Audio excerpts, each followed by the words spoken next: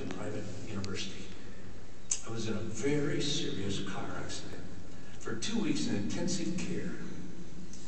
When they took me out of intensive care, they called my father. He was drunk, so he thought I was dying.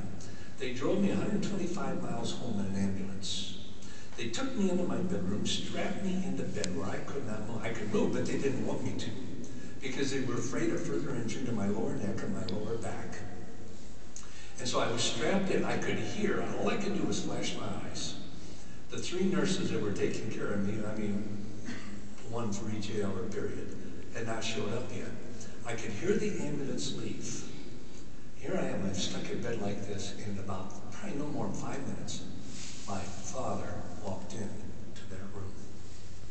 Every muscle in my body tightened. The man that I chose to hate walked into that room. I couldn't turn and look at him. All I could do was flash my eyes. But I saw 2 things. One, he was sober. I'd hardly ever known my dad sober. He was a wino. For 30 years, he consumed 2 to 3 bottles of wine every single day of his life. Think what that cost just financially to a farmer. And second, I could see he was crying. The only emotion I'd ever seen in my father, and he was either mad at my mother or my oldest brother. He walks into the room. Now, understand, men and women, he didn't say a word. He just paced back and forth alongside left side of my bed. I'm trying to follow with my eyes. Probably no more than 2 or 3 minutes. It seemed like forever. But he stopped right here where I could just see him, and he was just bawling. He leaned right over my face. And he said, "Son, how can you love a father such as I?" I didn't realize it kind of got me to him when I said, "I love you." I said, "Dad, 6 months ago I hated you. I despised everything you stood for. But I said, I've learned one thing, that God became man.